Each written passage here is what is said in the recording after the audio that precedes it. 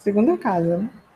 Que me recolheu com tanto carinho há muito tempo e é sempre uma alegria voltar aqui, conversar e rever rostos que a gente sempre vê. Muito bom. Amigos, nós já fizemos a nossa prece, mas é sempre bom a gente convidar o Mestre para estar conosco em todos os momentos, em todas as atividades, principalmente as atividades espirituais que a gente começa. Então, a gente pede novamente a inspiração do Mestre Jesus, que ilumine os nossos pensamentos, que faça com que, nesse momento, a gente consiga expandir nossa consciência para que nosso anjo da guarda, ao nosso lado que está agora, consiga nos inspirar os pensamentos corretos, para que a gente saia daqui imbuídos de boas vibrações e novidades que façam a nossa vida seguir com mais fé. Hoje nosso tema é cristianismo e imortalidade. Parece que é um tema muito recorrente, mas sempre tem novidades, né? Sempre tem novidades para a gente conversar, principalmente porque, se a gente for perceber, a Bíblia que já está aí há mais de 2000 anos e mesmo assim a gente estuda ela, né? Uma vez já me perguntaram, nossa, mas por que a gente estuda sempre a mesma coisa, fala a mesma coisa? Não é a mesma coisa. Se a gente se reeduca, se a gente pensa um pouco além em todos os momentos que a gente amadurece, não é mais o mesmo pensamento, não é mais a leitura igual que a gente faz. Então, só está escrito lá a mesma coisa. Mas toda vez que a gente lê outra coisa que está ali, né? Porque nós somos diferentes. E sabemos que o nosso mestre, ele quando veio aqui à Terra, ele morreu, foi morto. E a gente se pergunta o que seria do cristianismo se Jesus não tivesse morrido. Será que ele realmente precisava ter morrido? Bom, precisava, né? Porque se ele estava encarnado, ele tinha que morrer. Todo mundo morreu. Até quem ele ressuscitou morreu depois que ele, né, de algum momento morreu. Ou seja, a morte orgânica, ela chega para todos. Indefinidamente todos. Mas sabemos que a morte é do corpo físico, né? E não da alma, porque a alma nossa é a herança do nosso Pai. E como somos feitos à imagem e semelhança de Deus, isso quer dizer que Ele nos deu alguns atributos. E um dos atributos que Ele nos deu, além da capacidade de amar, é a imortalidade. A imortalidade quer dizer que nós somos uma criatura divina que, a partir do momento que nós passamos a existir na tela cósmica de Deus, a partir desse momento que nós passamos a existir na tela cósmica de Deus, a gente não vai morrer mais. Isso é a imortalidade para nós. Vou até fazer um adendo técnico para dizer a diferença de imortalidade e eternidade. Nós somos eternos? Não. Eterno é somente Deus, porque ele não teve início. Nós somos imortais, porque nós passamos a existir de um certo momento e em diante, dali para frente, não vamos morrer mais. O nome disso é imortalidade. Eternidade. Só Deus tem, porque ele sempre existiu e sempre vai existir. Tá? Então, o que nossa alma é? Imortal, não é eterna. Mas, vamos caminhar. Sabemos que a morte é esse desprendimento orgânico. E uma vez, Divaldo perguntou a Joana, fez uma pergunta interessante que eu acho que vale a pena a gente sempre colocar aqui. Ele perguntou qual o maior perigo que corre um encarnado sobre a Terra? Nós. Joana, nós aqui encarnados na Terra, qual o pior perigo que a gente corre? É encontrar um obsessor? É ser preso? Falar alguma coisa errada? É brigar com a mulher em casa? Qual o maior perigo que a gente corre? Aí Joana falou assim para ele, o maior perigo que um encarnado pode correr na Terra é achar que é só isso. É achar que é só um encarnado. É achar que é só um corpo orgânico vivendo uma vida material. Esse é o maior risco que a gente não pode correr na vida. É esquecer do que nós somos. Esquecer que nós, tudo o que fazemos, tem e vai reencontrar ali na frente com uma consequência que é permanente. permanente também, assim como nós. Uma vez me perguntaram, por que Jesus reapareceu? Ele morreu no período da Páscoa, foi crucificado, e depois de 3 dias reapareceu. E por quê? O que ele quis dizer com isso? Várias teorias sobre o motivo do reaparecimento de Jesus. E eu acho que quanto mais simples o pensamento, mais rápido a informação se fixa na nossa mente. Eu acho que a gente não tem que confabular muito sobre por que Jesus voltou. Jesus voltou porque ele não morreu.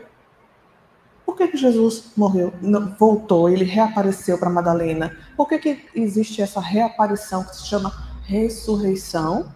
Mas a gente sabe que o corpo orgânico não vive novamente. Se a morte chega de forma orgânica, ela realmente acontece e não volta. Entretanto, sabemos que para Deus nada é impossível. Se Deus quiser reanimar um corpo morto e sem vida, ele pode. Ele pode fazer o que ele quiser. Mas nós sabemos que, pelas leis da matéria, o corpo morto não renasce. Então, Jesus não ressuscitou com o corpo dele. Para nós, o que aconteceu foi uma expressão do Espírito daquele homem. Ele se externa e aparece. O que aparece? Perispírito. O perispírito. Por quê? Para mostrar que ele, assim como nós, somos espíritos e não morremos depois da morte orgânica. Então, toda vez que a gente quiser ser imortal, a gente pode ter uma atitude ou uma reação que vai se perpetuar no mundo durante muito tempo. Todas as ações positivas que a gente faz se perpetuam durante muito tempo. Uma vez, uma pessoa que teve um acidente, perdeu um dedo. Ele chegou para a espiritualidade muito revoltado, porque ele era muito assíduo no centro, ele trabalhava muito, já tinha bastante idade, mais de 60 anos, e achava que por seus méritos, por ter tanto tempo de espiritismo, de trabalho, ele não merecia o acidente que acometeu ele de perder um dedo. Ele perdeu um dedo. E foi reclamar com a espiritualidade. E ele recebeu a informação, devia ser muito mais. Você poderia ter perdido muito mais. Mas, por conta do seu trabalho, por conta do seu esforço, a gente deixou só um dedo a menos. Mas era para ser muito mais. Então a gente reclama muito, mas não sabemos o que nós já fizemos lá atrás. Não sabemos que as nossas ações são todas imortais, assim como nós. Elas se perpetuam e nos reencontram lá na frente, tanto as positivas quanto as negativas. Dentro dessa dualidade de materialismo e espiritualismo, a gente precisa conversar um pouquinho, porque ainda se confunde o que é materialismo, o que é espiritualismo, já que o espiritismo está aí. As doutrinas materialistas acreditam que existem apenas o corpo material, o corpo físico. Morreu o corpo físico, morreu o corpo material, acabou o ser humano, não há mais consciência, não há vida após a morte, não há permanência daquela pessoa, daquela individualidade no tempo e no espaço. Nós somos o aqui e agora, e quando acabar organicamente, não há respostas do que acontece. E não há crenças de que permaneça algo no futuro. Isso é o materialismo. E o espiritualismo, no qual a doutrina espírita se encaixa, acredita que existe algo depois da matéria. Que além da matéria há algo. O que? Aí várias doutrinas vão cada uma para um lado. O nome disso é espiritualismo. Então, são doutrinas espiritualistas. Existem várias que acreditam em contato com o plano espiritual. Várias religiões diferentes. O Espiritismo é só mais uma delas. Mas a diferença do Espiritismo para outras religiões espiritualistas é que a gente, quando a gente se defrontou dentro do cristianismo com a imortalidade, diferente da maioria das religiões cristãs que pararam na morte de Jesus, a gente não parou. Percebam, a maioria das religiões cristãs não avançam no espiritualismo. Não avançam no pensamento de que nós somos além da matéria.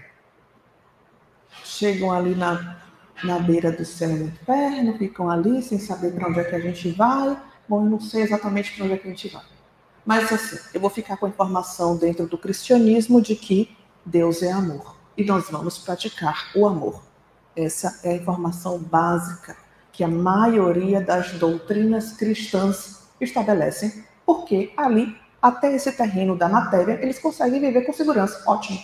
Mantenham, assim, essa informação apenas de que Deus é amor e de que nós precisamos, dentro do plano material, viver com amorosidade. O Espiritismo vai além. A gente levanta o véu da imortalidade. A gente não vai só até o dia que Jesus é morto. A gente chega nesse dia e diz: o que aconteceu depois daí? O que aconteceu depois daí? Eu quero saber, eu vou investigar. E assim nasce o Espiritismo, levantando o véu da imortalidade, revelando para nós que nós somos o que ele mostrou a partir do terceiro dia: espíritos imortais. Breve, estávamos falando aqui sobre ter mais espíritos na sala, né? E eu me recordo de bem no início, quando eu estava começando a fazer palestras, bem no início mesmo, talvez tenha sido na primeira semana em que eu estava fazendo palestra, acho que em 2019, eu fui fazer uma palestra em Arembepe, no Centro Espírita Joana de Ângeles. E eu fui sozinha com minha filha. A gente pegou um carro, demora para chegar lá. Quando eu cheguei lá, era uma sexta-feira de noite e só tinha eu, a minha filha que foi comigo e a presidente do centro, que estava fazendo as honras da casa. E eu fiz a palestra para a minha filha e para a diretora do centro. E eu não me abalou isso, né? Porque eu fiz de todo o meu coração e eu estava tão feliz, né? Não mudou. Mas depois, quando eu voltei para minha casa, que eu sou da Casa do Caminho, eu cheguei a comentar. E, na verdade, eu fui perguntada, né? Porque eles perceberam que aquilo, de algum modo, mexeu comigo, mas eu não quis perguntar. Na verdade, foi essa. Eles falaram: e aí, como foi aquela palestra lá? Eu falei assim: então, foi boa, né? Eu me preparei, foi boa. Eu fiquei assim um pouco porque tinha pouca gente, né? Mas eu tô perseverante. Aí eles falaram assim para mim: você acha que tinha pouca gente? Você sabe como é que são convidadas as pessoas para irem a uma palestra espírita? Aí eu falei: não, eu não sei. Depois eu vou te falar. As palestras espíritas, elas são direcionadas por conta do tema. A espiritualidade convida os espíritos da redondeza territorial, que a redondeza territorial do plano espiritual eu não faço ideia, se é para cima, se é para baixo, se é para o lado, a gente não sabe. Nós convidamos os espíritos da redondeza, todos, que tenham vínculo com o tema e levamos para aquele lugar. Então, seja lá quem for, de onde estiver, que estava com a necessidade de ouvir o tema, foi levado para lá. Você não sabe quantos tinha. Então a gente não sabe, nunca vai saber quantas pessoas tem ouvindo o que a gente fala. Porque é por conta do tema, né? A vinculação. Então eu estou sempre me sentindo na responsabilidade, né? E a gente também, porque nós somos, como disse Paulo, rodeados por uma nuvem de testemunhas. Então tudo o que a gente fala educa ou deseduca as pessoas. E as influências acontecem não só de lá para cá, mas também daqui para lá. A gente também influencia a vida de quem está do outro lado da vida, né? E eles agradecem muito, porque eles estão lá, vão vir para cá. E quando eles veem o nosso exemplo, eles passam a acreditar do que é possível que eles fazerem como a gente está fazendo. Porque quem está lá está com medo de vir para cá, sempre. Sempre quem está lá está com medo de vir para cá. Dá medo deixar a família, dá medo deixar a casa, dá medo vir não ser bem recebido, dá medo vir para um ambiente onde você vai ser colocado numa família que às vezes não é a sua família espiritual, porque pai é Deus. Hoje, o arranjo familiar que a gente tem dentro de casa não é o nosso pai, a nossa mãe, são pessoas, quem são nossos pais? São pessoas que se vincularam a nós porque neste momento, nesta reencarnação, nos daria a condição de ter mais educação espiritual. Este modelo que está dentro da nossa casa hoje é papai, mamãe, é quem? São irmãos que estão apenas vinculados a nós porque no plano reencarnatório meu, eu acredito que aqueles irmãos em fraternidade me dariam melhores condições educacionais de eu me melhorar e progredir enquanto espírito. Somente isso, né? Para a gente não perder essa e ficar responsabilizando demais o pai e a mãe da gente, né? Às vezes a gente culpa muito os nossos pais, culpa muito os nossos pais, mas não pode esquecer disso. São irmãos em aprendizado. Mas vamos continuar aqui. Então, quando Jesus veio à Terra, ele não veio somente pregar o amor, né? Porque até os materialistas naquela época também já amavam, mas ele veio transcender esse valor, não só o amor, ele veio transcender isso aí tudo. O que ele veio colocar além de novidade? Ele nos presenteou com duas revoluções do pensamento, na verdade três, porque o amor também foi uma delas. A lei de Talião que imperava era a lei de Talião. O que é a lei de Talião? Olho por olho, dente por dente. Isso era cultural. Cultural. Não dá para fugir da cultura. Cultura é forte. A cultura impregna a estrutura psicológica da pessoa. Então, você chegar naquela época e dizer: arrancaram sua orelha, mas você não vai arrancar a orelha dele também, certo? É um direito seu. O Estado garante esse direito para você, mas você não vai fazer isso. Você vai perdoar. Quem quer? É doido, que tá falando isso, né? O Estado me garante isso. Sempre minha família fez isso, eu vi meus antepassados fazendo isso e você está me pedindo para não cortar a orelha dele, que ele cortou a minha? Eu tenho que perdoar? Que novidade é essa? Por que eu tenho que perdoar? Olha, que revolucionário falar uma coisa dessa. Perdão. O que Jesus colocou era novo. Era novo. E ele falou mais. Ele disse assim, além de perdoar, sabe por que você tem que perdoar? Porque você é imortal assim como esse seu irmão é imortal. E se você cortar a orelha dele hoje, porque ele cortou a sua, vai desembolar um monte de coisa lá na frente que tem outras reencarnações. Já que vocês dois não morrem, vocês vão se reencontrar. É muita informação. É tanta informação que até hoje a gente não trabalhou tudo direito. Entende? Jesus trouxe três noções diferentes demais do que estava posto. O amor recíproco, o perdão e a imortalidade. A gente ama, a gente consegue amar, beleza. Perdoar, a gente está experimentando. Às vezes a gente não perdoa, às vezes a gente perdoa, mas nós estamos experimentando o perdão também. Mas a imortalidade é um pouco complicado ainda. É um pouco complicado ainda porque a gente não consegue inserir o conceito da imortalidade no nosso dia a dia. Dia a dia. Vou dar um exemplo. Eu tive uma colega de trabalho muito complicada, mas muito complicada. Eu fazia evangelho para ela quase todo dia. era uma situação que eu entrava e me sentia desconfortável na sala, mas muito, muito. Eu sentia do chakra aqui daquele lado saindo energia, desprendendo. E depois eu fiz esse exercício. Eu estava falando sobre imortalidade naquela semana. Eu falei assim, rapaz, eu não posso falar sobre uma coisa que eu não estou experimentando. Eu preciso experimentar isso aqui. Eu fui experimentar ser imortal dentro daquela situação. Eu falei assim, eu preciso me encaixar como um espírito imortal com uma irmã que está com problema comigo. Aí eu fui me concentrar, imaginei as vidas passadas dela, imaginei os sofrimentos que ela podia ter levado a estar daquele modo. Imaginei a vida dela atual.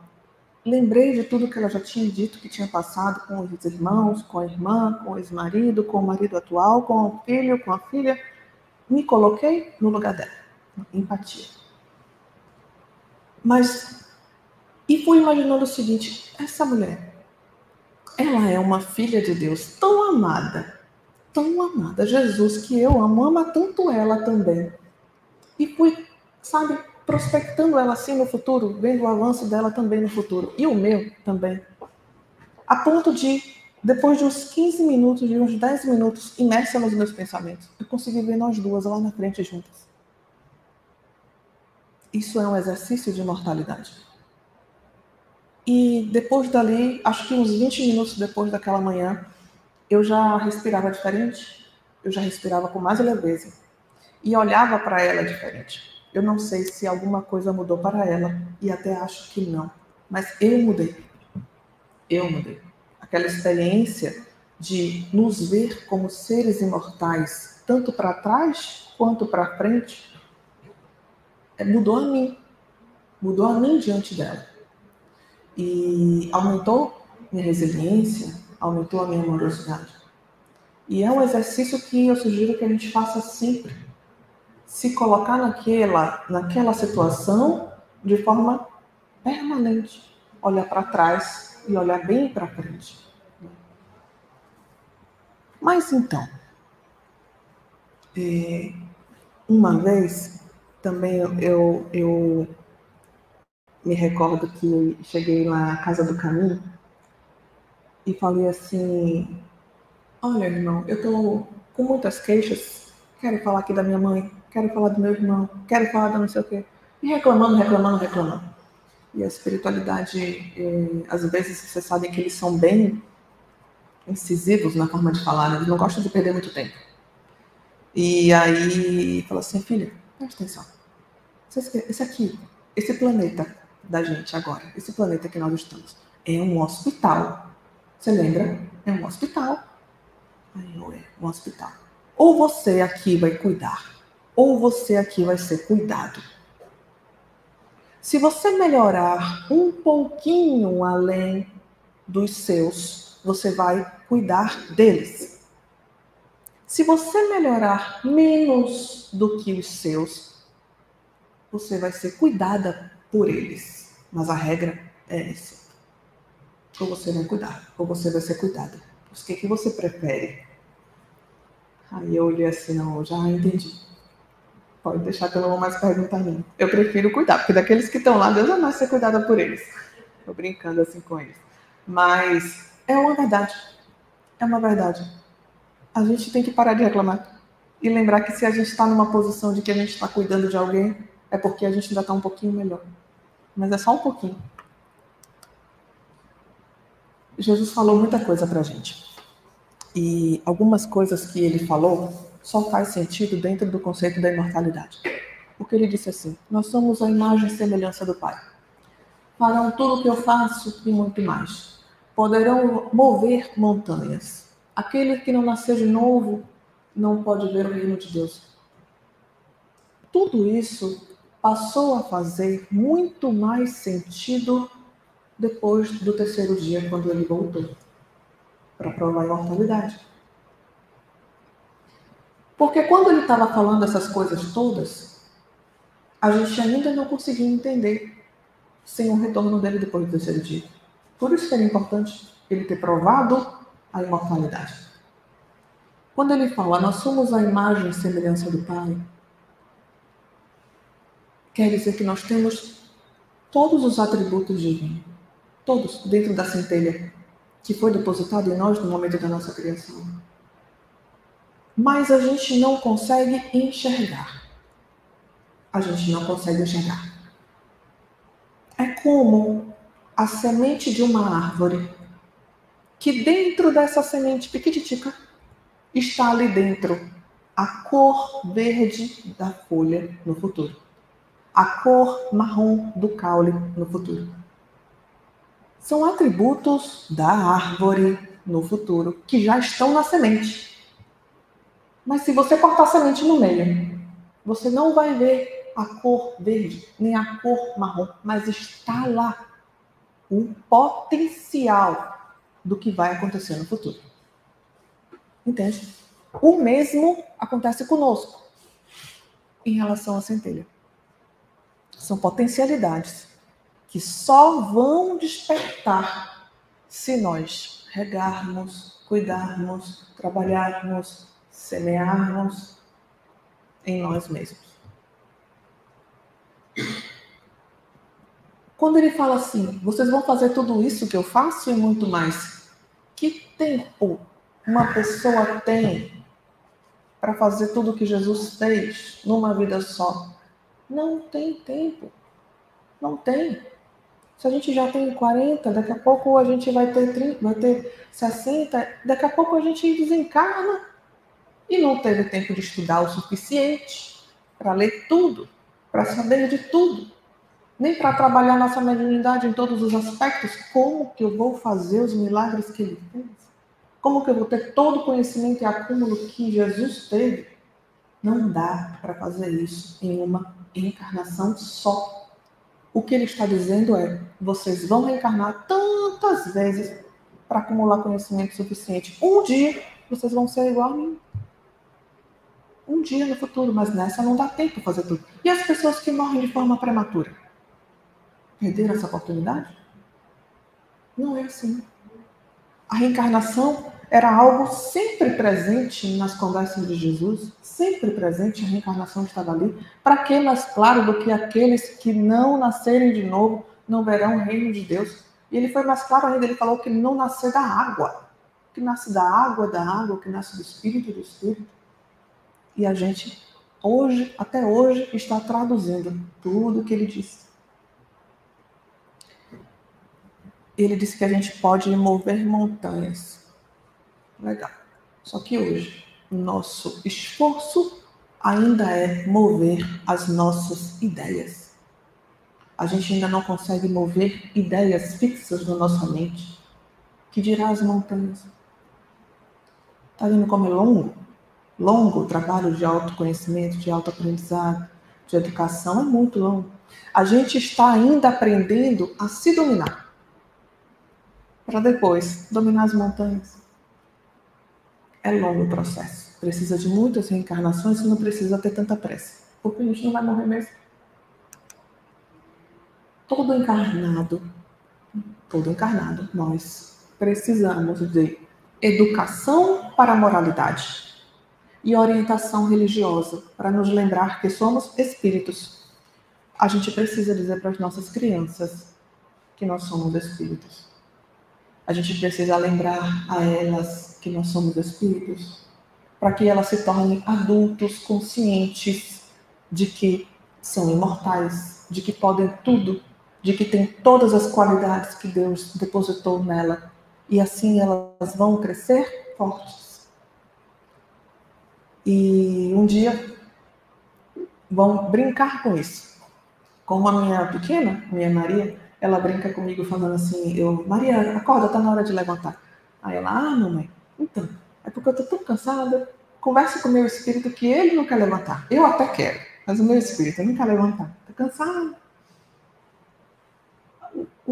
A única coisa diferente que eu diria para ela é assim, não é que o espírito é que não quer levantar, que você é o espírito, né? A gente não tem espírito. Eu não tenho um espírito. Eu sou um espírito. Eu tenho um vestido. Eu tenho uma caneta. Eu tenho coisas. Eu não tenho nenhum espírito. Eu sou espírito. Eu tenho um corpo até. Tenho até um corpo aqui. Mas essa condição diferente é o que a gente tem que se colocar o tempo inteiro.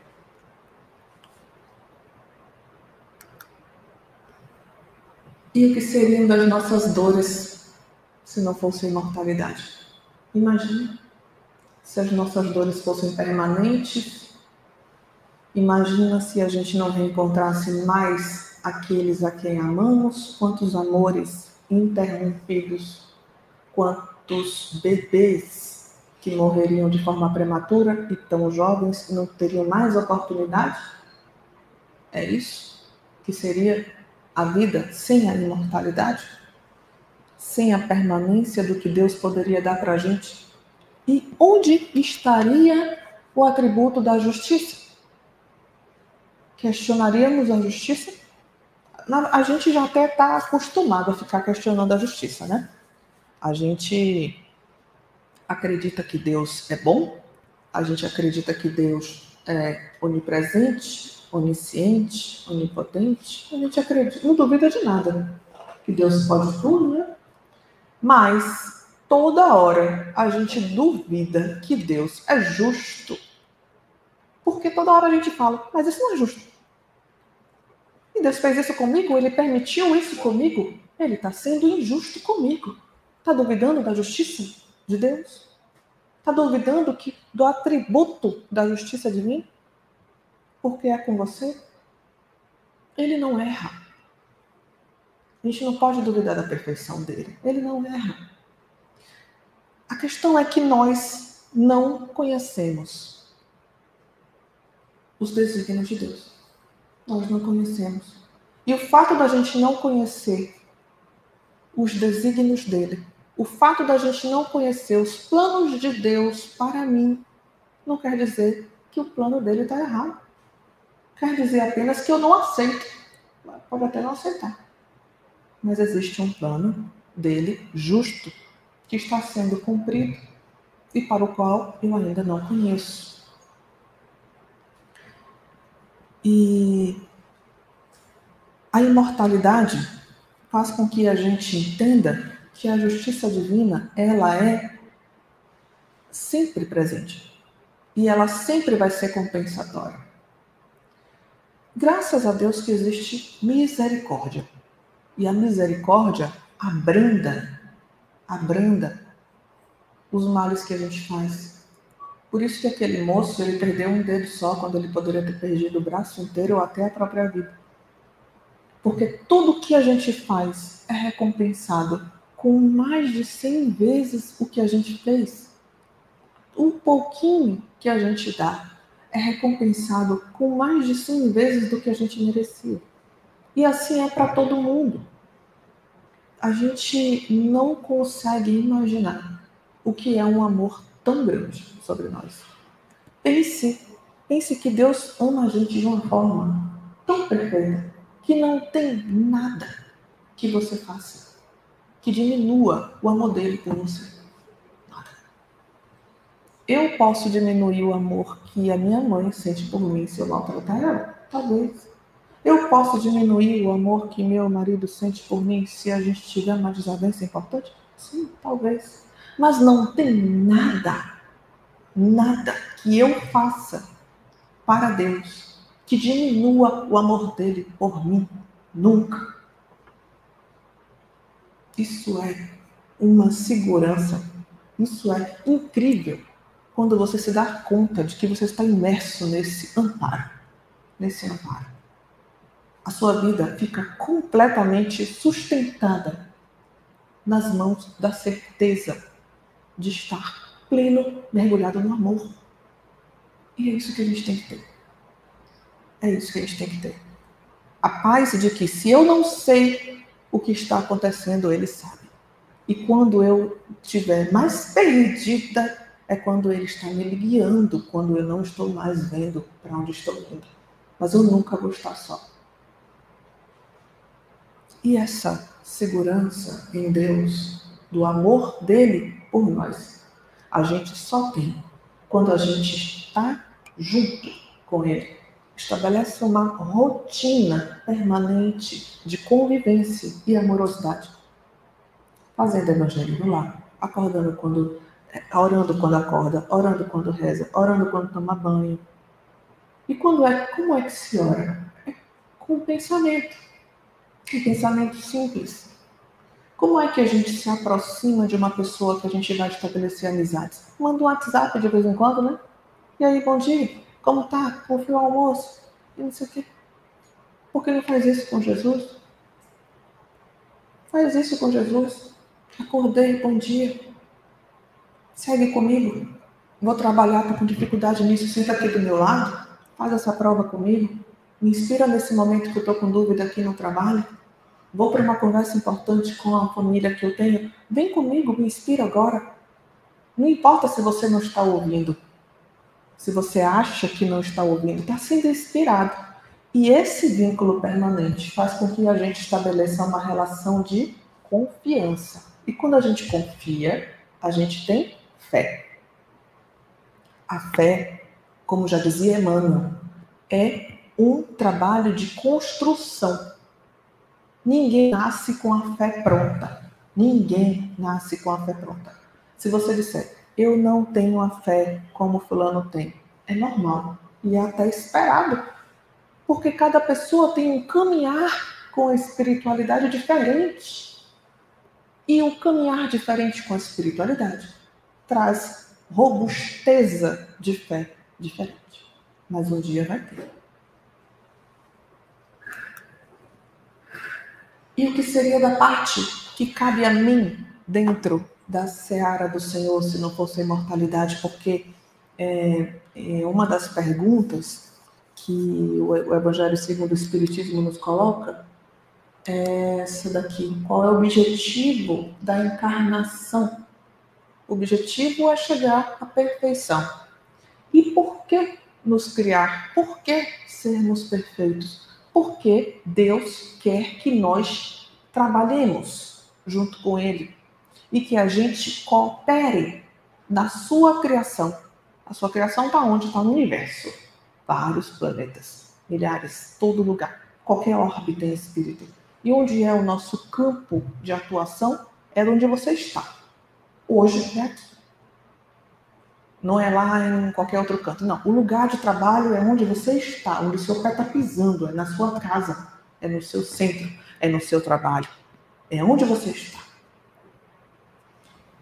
E ele quer que a gente coopere. Como que eu vou conseguir cooperar se eu ainda tenho tantas imperfeições? Reencarnando, reaprendendo, reeducando. E como eu vou me reeducar se eu não tiver outras experiências de aprendizado? E se uma pessoa com a qual eu tenho uma desavença morrer, como eu vou conseguir me relacionar com ela de novo e restabelecer um laço afetivo? Se não fosse a reencarnação. Se nós não nos encontrássemos mais à frente em outro momento. Então o Espiritismo nos traz sim as informações de que a gente precisa. Estamos trabalhando, né, para adquirir esse patrimônio nos dois campos da vida. Santo Agostinho, ele tinha uma dúvida, que é uma dúvida nossa também. Uma vez ele estava estudando e ele ficou tão ansioso com o volume de informação sobre a vida espiritual naquela época, que ele foi para a praia. Ele largou os estudos e foi para a praia. Chegou na beira da praia, na África, no litoral da África, onde ele estava em missão. Ele viu um menino. E o menino, a dúvida dele era: como eu vou conseguir entender todos os desígnios de Deus na minha mente? Era a dúvida dele. Aí ele encontrou um menino na praia, e o menino estava pegando no mar um pouquinho de água e jogava fora. Um pouquinho de água e jogava fora. Aí ele perguntou: menino, o que você está fazendo aí? Aí a criança falou para ele: eu estou tentando tirar tudo daqui e colocar aqui fora. Aí ele falou, mas você não vai conseguir.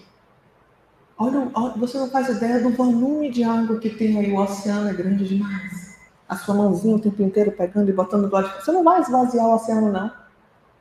Aí ele falou assim, não? E por que você está tentando esvaziar os conhecimentos divinos com a capacidade que você tem? Respondeu a bebê. Uma criancinha respondeu para ele. Ele tomou aquele susto e percebeu que, na verdade, ele estava de frente com um espírito, num formato de uma criança, que mostrou para ele que não é possível que, neste momento, a gente tenha conhecimento de tudo. Nós não temos nem estrutura psicológica, nem emocional e nem intelectual para absorver tudo que a espiritualidade tem para nos oferecer de informação. Então a gente fique tranquilos, que é só fazer o que a gente está fazendo aqui agora, é só fazer a parte que nos cabe hoje, com paciência, que está tudo certo. Vamos caminhando. Caibar Chuta, no livro Parábolas e Ensino de Jesus, nos fala que os que vivem na terra são da terra. Os que vivem na terra pela terra são da terra. Os que vivem na terra sem serem da terra são dos céus.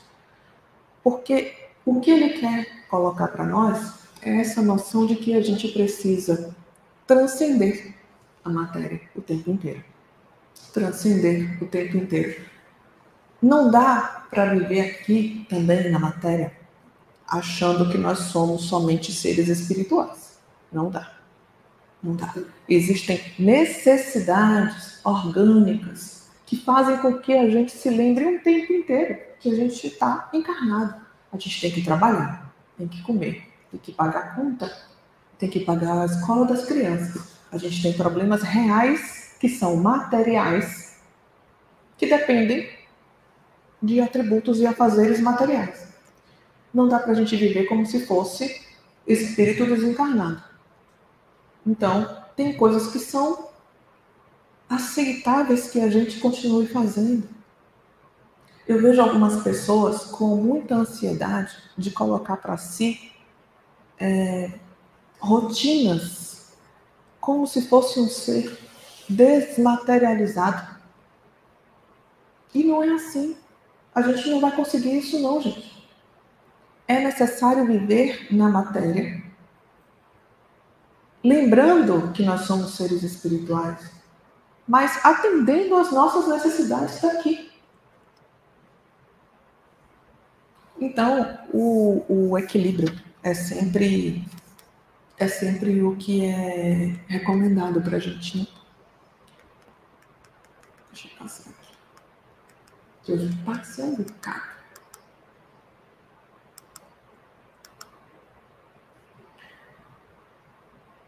O que Jesus vem mostrar para a gente é sobre a impermanência.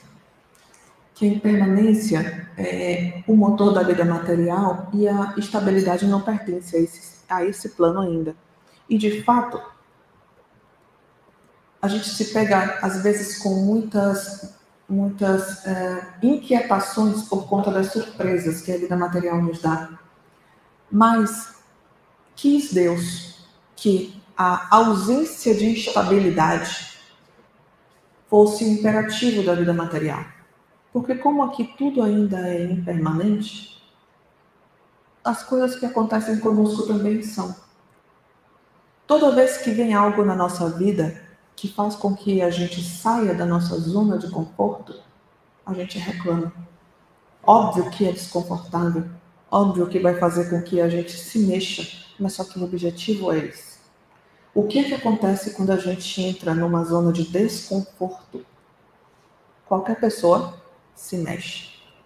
Na zona de desconforto você se mexe. Só que quando você se mexe, você expande a sua área de atuação. Se mexe para um lado, mexe para o outro, está desconfortável. E vai expandindo o conhecimento no lugar onde você está. É isso que a zona de desconforto faz conosco. E quando o desconforto faz com que a gente expanda, o que é que expande também? A capacidade de resolver aquele problema. Então, entrar numa zona de desconforto é obrigatoriamente elastecer as capacidades de resolver aquele problema. Essa é a forma que Deus encontrou de nos dar potenciais novos, nos colocar sempre em impermanência. Essa é a razão da impermanência, com o objetivo de chegar à perfeição. Amigos, a gente não pode esquecer que dentro desse limiar de dois planos, a mediunidade está para nós de uma forma permanente. O que é a mediunidade? É esse contato com o plano material e o plano espiritual. Sempre que nós estivermos diante dessa noção de sermos seres imortais, a gente não pode esquecer da sintonia. Porque a sintonia faz com que a gente perceba o outro plano. Às vezes a sintonia pode ser positiva ou negativa. Quando a sintonia é negativa, a gente chama isso de obsessão. Quando a sintonia é positiva, a gente chama isso de influência e inspiração. Mas a sintonia existe o tempo inteiro. O que a gente precisa é estarmos sintonizados sempre com os planos superiores. E como que a gente vai conseguir a sintonia permanente com os planos superiores? Estabelecendo bons hábitos. São os nossos hábitos que estabelecem os companheiros que nos acompanham. Então, se nós tivermos hábitos saudáveis e espiritualizados, a nossa sintonia vai ser sempre de intuições positivas. Se nós tivermos hábitos desregulados aqui na matéria, nós vamos sempre ter influências negativas, para os quais às vezes a gente dá o nome de obsessão. Então, que saibamos escolher bem a nossa sintonia, que saibamos escolher bem os nossos pensamentos e estabelecermos bons hábitos enquanto estivermos aqui na vida material. Obrigada pelo seu hoje.